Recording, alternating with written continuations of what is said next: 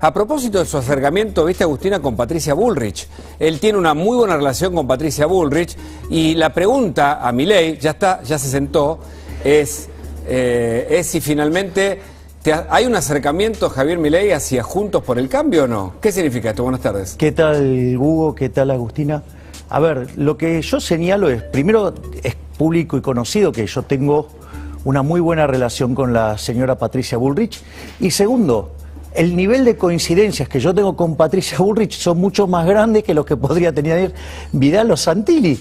Por lo tanto, digamos, esa es la situación, eso es real. Es decir, yo, digamos, nunca he ocultado, digamos, mi afinidad con los halcones de Juntos por el Cambio. Es decir, yo no tengo coincidencias con el resto de Juntos por el Cambio, llámese el caso de la Unión Cívica Radical, que es la Internacional Socialista, la Coalición Cívica, sí, o el ala de las Palomas, pero digo, siempre, digo, es público mi buena relación con los halcones. Ahora, Javier, el gobierno pone en marcha una maquinaria de entrega de bicicletas, de entrega de tarjetas, de entrega de electrodomésticos, para intentar revertir la selección. ¿Esto funciona económicamente? ¿Qué significa?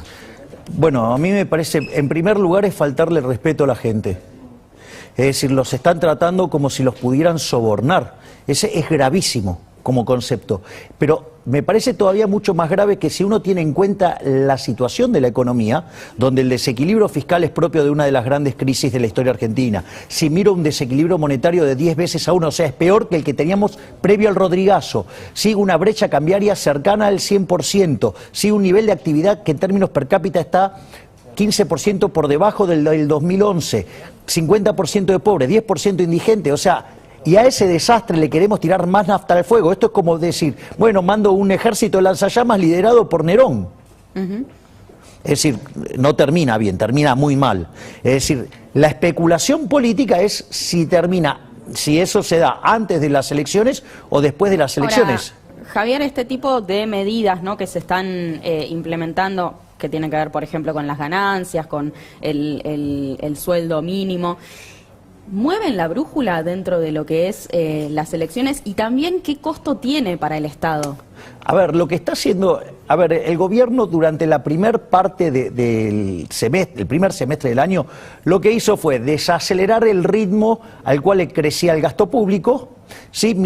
Ponele el gasto público creciendo en torno al 40%, ¿sí? Con una inflación de arriba del 50%, con la recuperación cíclica, o sea, el rebote, más las 18 reformas fiscales que hizo el gobierno, le crecen los ingresos al 75%. De esa manera, ¿qué es lo que hizo? Licuó un poco el gasto público, golpeando sobre los jubilados, muy especialmente, y sobre aquellos que recibían los programas de asistencia como consecuencia del daño que le había causado en la pandemia, o sea, una cosa de locos. Entonces, así pudo empezar a recomponer los números fiscales.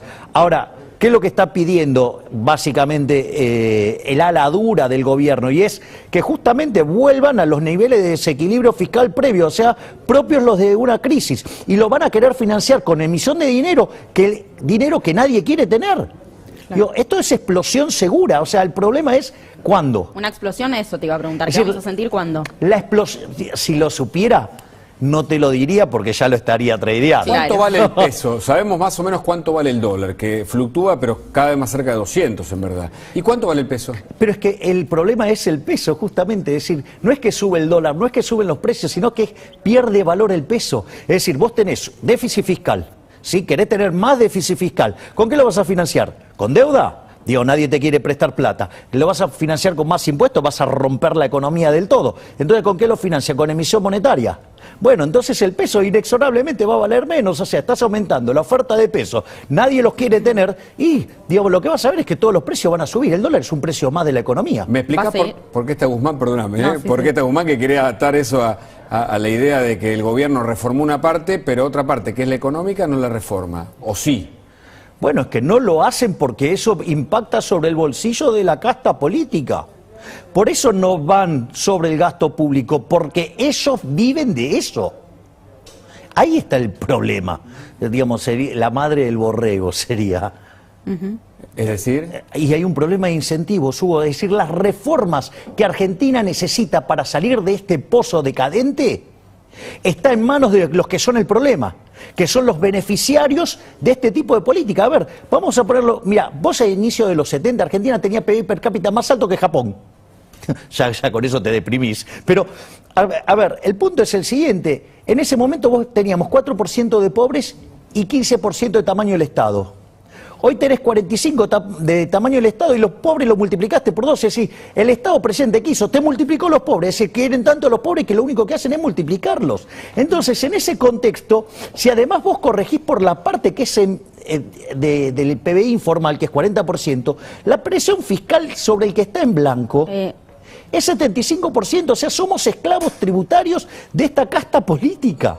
El problema está ahí. Y entonces, por eso la economía está empantanada, por eso, digamos, tenemos un PIB per cápita que es 15% menor que el que teníamos en el 2011, por eso hay 50% de pobres, por eso los salarios reales son los del 2004, por eso, digamos, hay una explosión de indigencia. Y con lo que está haciendo el gobierno cuando esto estalle, porque va a estallar, no es que no va a estallar, va a estallar, porque si no haces nada, estalla.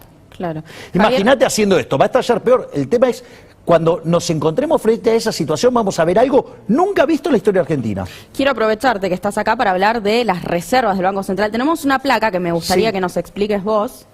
A ver, contanos qué es lo que estamos viendo ahí, ¿no? Reservas netas líquidas con DEX sin oro. ¿Qué significa esto? Bueno, las reservas que te informa el Banco Central, hay cosas que vos las tenés que limpiar. Ejemplo, el swap chino. Cuando vos limpiás el swap chino, cuando limpiás la plata de los encajes, porque ¿qué son la plata de los encajes? La plata de los encajes es, hay 16.000 millones de dólares de los argentinos puestos en depósitos en dólares. De eso solamente presta el sistema financiero 5.000, que son las operaciones calzadas con el exterior. Y hay 11.000 millones en encaje. Claro. No pueden decir que son del Banco Central, porque en realidad son de los depositantes. Claro. Cuando vos limpiás eso, cuando limpiás la posición de los DEX, que es la moneda del Fondo Monetario Internacional, cuando limpiás la posición de oro, cuando limpiás todo eso, las reservas netas en Argentina son negativas. Tremendo. Bueno, de hecho, se espera que nos quedemos sin reservas cerca de las elecciones. No tenemos reservas, las netas son negativas. Entonces, no es que... Las netas son negativas, esa es la realidad. Ahora, ¿cómo perdón, le agradecemos a Gabriel Rubinstein que nos dio esta información, material, ¿no? este Por material. supuesto, para charlarlo con Javier Milei. Sí. ¿Qué significa que no hay reservas o que son negativas para la gente? Básicamente que, a ver, vos, el balance del Banco Central, el pasivo, ¿cuál es? La base monetaria, es decir, los billetes que tenemos nosotros en la mano, para decirlo groseramente, ¿sí? Y el otro pasivo que tiene son las LELIQs, todos esos pasivos. ¿Y qué tiene del lado del activo? Bueno, las reservas. Es decir, lo que respalda, lo que da sustento a esos pesos que no queremos tener. Bueno, las reservas netas son negativas. Es decir, todos los pesos que están dando vueltas no tienen contrapartes en dólares. ¿Cómo impacta eso en la economía del día a día? Bueno, en algún momento, digamos, alguien no va a querer tener los pesos, que en realidad la gente ya no los quiere tener. Porque ¿dónde ves la contracara de que no quiere tener los pesos? En la brecha cambiaria. Claro. Es decir, ¿qué es la brecha cambiaria? La brecha cambiaria es un instrumento sumamente... Es el reflejo de un instrumento violento, que es, si vos te querés ir de los pesos para tener dólares, no te los permite comprar. Claro. Es decir, un cercenamiento de tus libertades, un cercenamiento de tu conjunto de consumo, un daño enorme. ¿Para qué? Porque de esa manera te aumenta artificialmente la demanda de dinero y te aumenta la base imponible del impuesto inflacionario y nos vuelven a robar más. Claro. Eso es lo que vos ves en el mercado de cambios. Y la brecha es que nadie quiere tener los pesos. Es decir, si se profundiza la crisis política, la hiper es un dato. ¿Y eso cómo se revierte? ¿Se puede revertir? Mira, a ver, ¿cuál es el punto? La única forma que vos podrías revertir esto es haciendo el ajuste. Claro. Haciendo el ajuste fiscal, pero bajando el gasto público, no subiendo impuestos, bajando el gasto público. Ya lo retaron a Guzmán por eso, me parece. No, obvio, está bien. Ahora, pero vamos a esto. Supongamos que Alberto lo quisiera hacer. ¿Cuál es el problema? Para que un ajuste sea expansivo, ese aumento del ahorro tiene que tener como contraparte un aumento de la inversión. Sí. Ahora, para eso vos necesitas tener confianza. Confianza es credibilidad. O sea, vos le vas a creer si tiene una reputación pésima. Hay algunos economistas que dicen que hay un 30% que vive del Estado, que con un 10 o 15% más es socialismo implícito. Ya estamos en socialismo. Bueno, y te hago una pregunta. Vos que hablás de criticás a la casta política, la gente con las bicicletas, los electrodomésticos, ¿tiene que aceptarlo, tiene que rechazarlo? Porque hay ahí una cosa de este socialismo o viejo peronismo que no sé si... No, está bien, digamos, yo comprendo, digamos, que digamos, la gente lo acepte, digamos, o sea, es una cuestión de cálculo, ¿sí? De cálculo, o sea, a ver, si a vos te hacen un regalo, ¿estás mejor o estás peor? Dale, lo aceptás. Ahora, eso no quiere decir... sí, que después tengas que ir a votarlo. Es decir, la gente, digamos, o sea, tiene que hacer las cuentas. La cuenta es, digamos, me lo das, lo agarro. Pero, digamos, o sea, pero me tratás como un esclavo, me das categoría de esclavo. Bueno, te castigo con el voto. Digo, esa sería la lógica fundamental. Esa sería la lógica libertaria, digamos. Claro, digamos, o sea, si total ya te la sacaron por otro lado con los impuestos, por lo menos, digamos, bajaste la carga tributaria neta. Explícame lo del socialismo. ¿Vos decís que hay un tipo de socialismo hoy en la práctica con tanto empleo público, tanto dádiva o plan del Estado? Pero, digamos, a ver, una de las cosas que a vos te pasa cuando, por ejemplo, no sé, seguís la lógica de camino de servidumbre, ¿no? O sea, vos vas haciendo intervenciones, el Estado entonces es el daño del Estado y eso genera, digamos, o sea, peor funcionamiento, más intervención. Cuando el tamaño del Estado está en torno al 50%, está jaque mate, Hugo.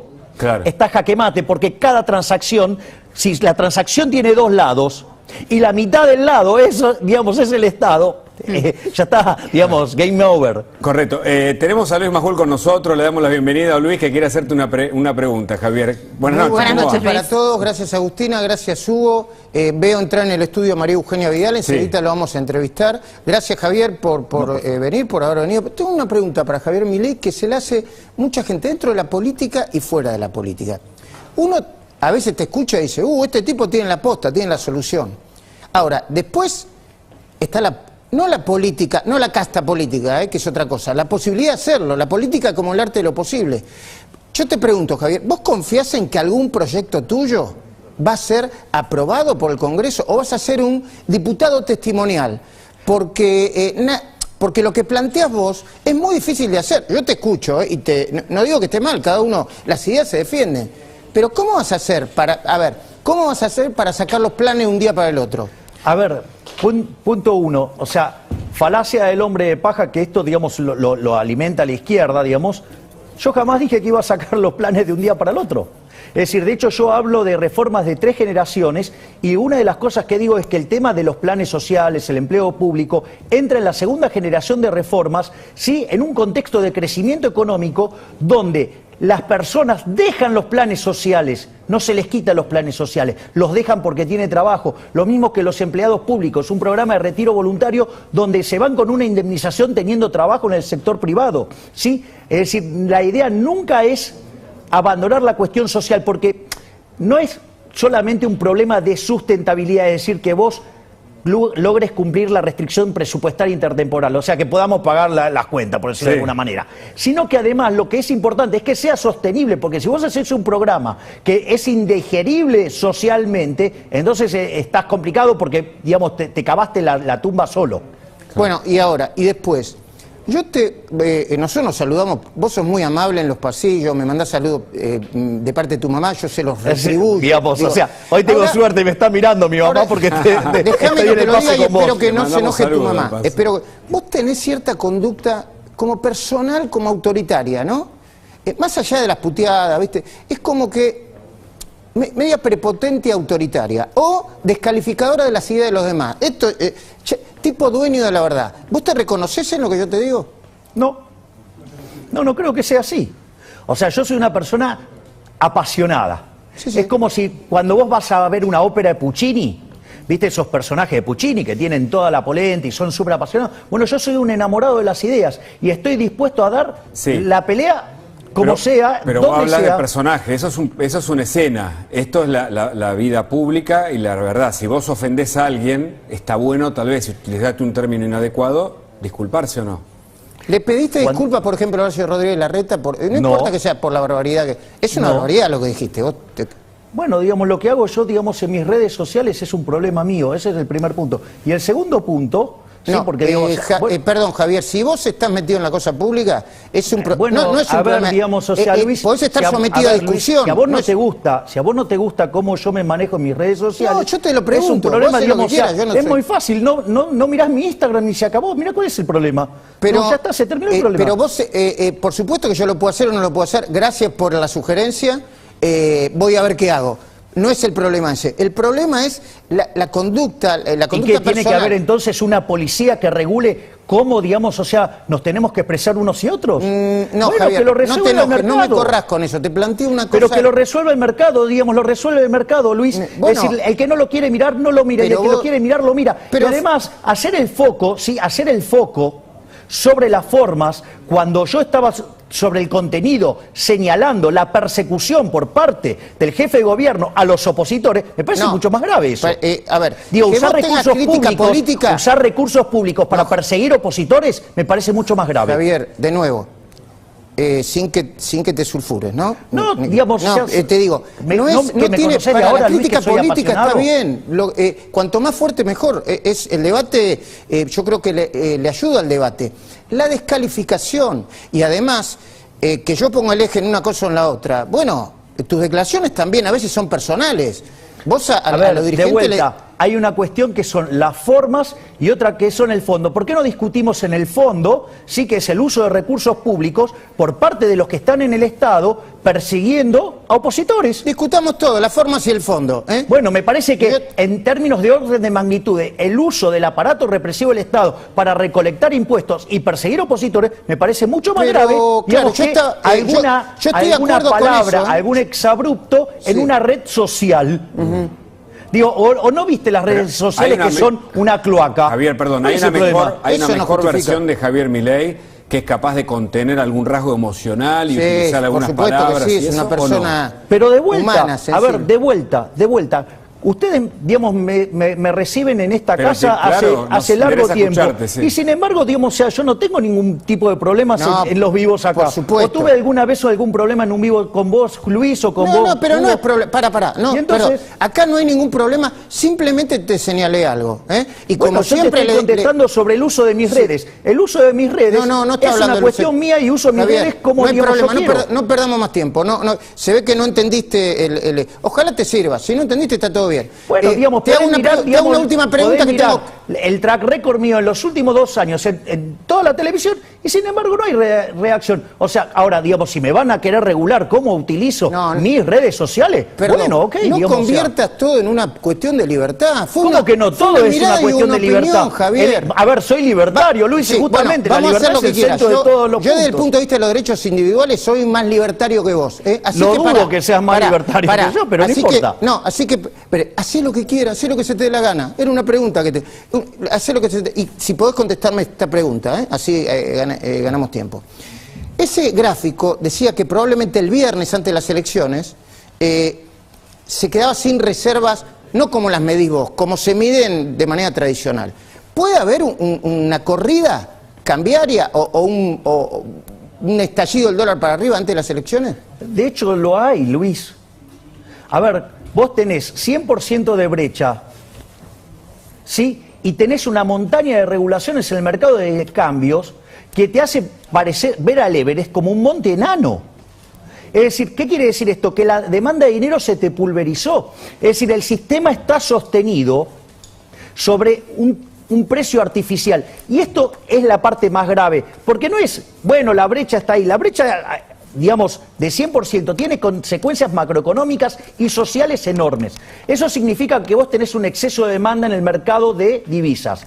¿Cuál es la consecuencia de ello? Digamos, por ejemplo, que en el mercado de bonos el precio de los bonos es bajo, es decir, la tasa de interés está en las nubes. No solo eso, sino que significa que eso te impacta negativamente en el nivel de actividad, te impacta negativamente en el empleo, te impacta negativamente en el salario real y te hace aumentar el número de pobres e indigentes. Es decir, que si el gobierno sigue inyectando pesos, aumentando el combustible de la brecha, ¿cuál es el problema? Que no te lo vas a poder sostener socialmente. Entiendo. Entonces, el día que vos levantás la olla a presión, porque te quedaste sin reserva, porque tenés un problema de crisis política, esto va a ser peor que el Rodrigazo, porque el desequilibrio o sea, es 10-1. ¿Sabes qué significa eso? Que abajo de la alfombra hay 900% de inflación escondida. Entiendo. Javier, muy agradecido por el tiempo, ¿eh? No, por favor, es siempre un placer. Bueno, y de nuevo, sé lo que quiera.